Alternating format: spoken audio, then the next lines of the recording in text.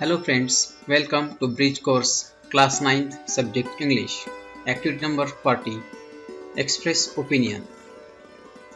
विद्यार्थी मित्र हो, इयत्ता 9वी इंग्रजी सेतू अभ्यासक्रमातील ॲक्टिव्हिटी नंबर 40 एक्सप्रेस ओपिनियन ही ॲक्टिव्हिटी आपण या ठिकाणी पाहत आहोत. ॲक्टिव्हिटीचा पहिला भाग आहे learning outcomes. Reads excerpts, dialogues, poems, commentaries of sports and games, speeches, news, debates on TV, radio and expresses opinions about them. वेगवेगळ्या प्रकारचे उतारे, संभाषणं, कविता, खेळांची धावती वर्णनं, बातम्या, रेडिओ आणि टीव्हीवरचे काही वादविवादाचे कार्यक्रम ऐकणे, वाचणे आणि त्यावर आपलं मत व्यक्त करणे अशा प्रकारची ही ॲक्टिव्हिटी आहे. या ॲक्टिव्हिटीमधील ऑब्जेक्टिव्ज म्हणजेच उद्दिष्ट आहेत. Read patiently till the end of the piece. समजा एखादा पॅसेज किंवा एखादी कविता असेल, एखादा उतारा असेल, तर तो उतारा किंवा ती कविता अगदी शेवटपर्यंत हळुवारपणे शांतपणे वाचायचा आहे. Read carefully to understand a new concept or idea. त्या कवितेतील किंवा त्या उतार्यामधील मुख्य संकल्पना समजून घेण्याच्या दृष्टीनं काळजीपूर्वक वाचन करायचं आहे. Relate and evaluate the information against one's previous knowledge. विद्यार्थी आपल्या पूर्वज्ञानाशी या वाचलेल्या उतार्यातील किंवा कवितेतील गोष्टींचा ज्ञानाचा संदर्भ जोडतील आणि त्याचं मूल्यमापन करतील. Learn new words, expressions and enrich his or her vocabulary through reading. आणि अशा प्रकारे या उतार्यातून किंवा या कवितेच्या वाचनातून विद्यार्थी आपला शब्दसंग्रह वाढवतील, त्याचबरोबर नवीन एक्सप्रेशन्स, नवीन वाक्यरचना त्यांच्यात या बाबतीतही ते आपलं ज्ञान वाढवतील.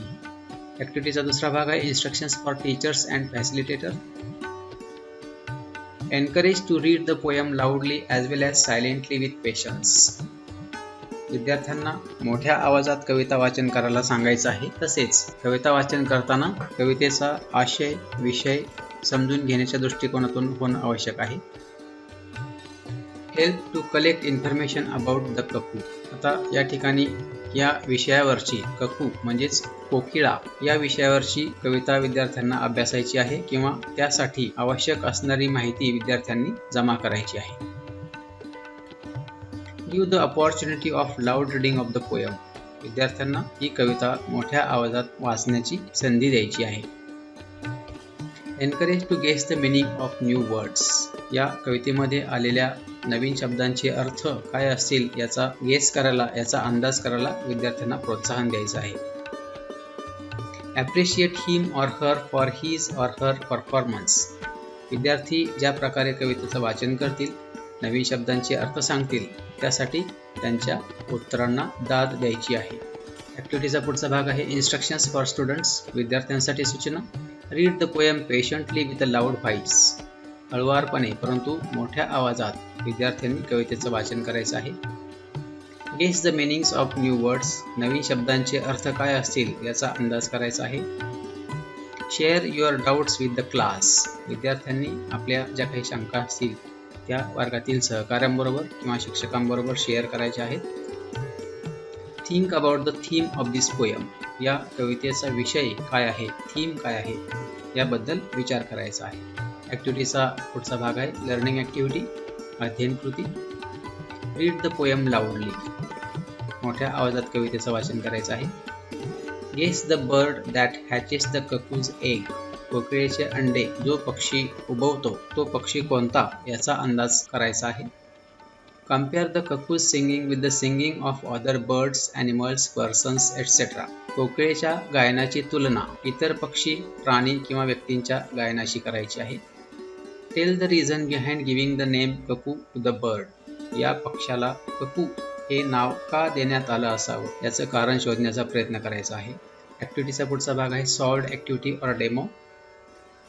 Learner reads the poem loudly. विद्यार्थी कविता मोठ्या आवाजात वाचतात.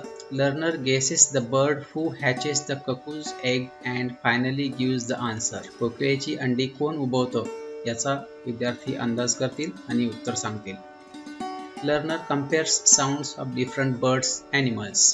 कोकिळेचा मंजूळ आवाज आणि इतर प्राण्यांचे, पक्ष्यांचे आवाज याची तुलना विद्यार्थी करतील. Learner compares singing of cuckoo with famous lady singer.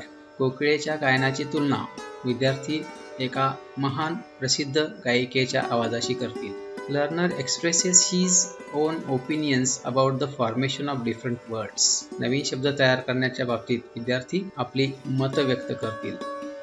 ॲक्टिव्हिटीचा पुढचा भाग आहे प्रॅक्टिस म्हणजेच सराव. Ask him or her to read the poem silently for 2 to 3 times to understand the theme of the poem. या कवितेचा विषय आणि आशय समजून घेण्यासाठी विद्यार्थ्यांना ही कविता 2 ते 3 वेळा शांतपणे वाचायला सांगायची आहे. Try to recite the poem. विद्यार्थ्यांनी ही कविता पाठ करायचा प्रयत्न करायचा आहे. ॲक्टिव्हिटीचा पुढचा भाग आहे एक्सटेन्शन ॲक्टिव्हिटी, विस्तारित कृती. Collect the poems of different birds such as peacock, cuckoo, parrot, etc. Peacock, cuckoo, parrot किंवा kingfisher, sparrow, nightingale अशा प्रकारच्या वेगवेगळ्या पक्ष्यांच्यावर आधारित असणाऱ्या कवितांचा संग्रह विद्यार्थ्यांनी करायचा आहे. Listen sounds of different birds and animals. निसर्गामध्ये आपल्या भोवताली असणारे जे काही वेगवेगळे पक्षी आणि प्राणी आहेत त्यांचे आवाज ऐकायचे आहेत. त्यांच्या आवाजातील फरक जाणून घ्यायचा आहे. त्यांच्या आवाजामध्ये काय फरक आहे, काय बदल आहे याची तुलना करायची आहे. ॲक्टिव्हिटीचा पुढचा भाग आहे evaluation. Guess the meaning of beats upon the drum. Beats upon the drum या फ्रेजचा अर्थ काय आहे हे विद्यार्थ्यांनी शोधायचा आहे. हा अर्थ वहीमध्ये लिहून ठेवायचा आहे. दीक्षा व्हिडिओ किंवा ई कंटेंट या ठिकाणी दिलेले नाही. ॲक्टिव्हिटीचा शेवटचा भाग my takeaway or today I learn म्हणजेच मी आज काय शिकलो. I could read the poem with proper rhythm. कविता योग्य त्या तालासुरात वाचन करणं किंवा गायन करणं विद्यार्थी शिकलेले आहेत. I could understand the key ideas of the poem. कवितेचं वाचन करून विद्यार्थी त्या कवितेतील महत्त्वाचे मुद्दे काय आहेत ते समजून घ्यायला शिकलेले आहेत. आय कुड express my opinion in English language. एखाद्या विषयावरती इंग्लिश भाषेमध्ये आपलं मत व्यक्त करायला विद्यार्थी शिकलेले आहेत. तर अशा प्रकारची ही ॲक्टिव्हिटी आहे. Thank you for watching this presentation.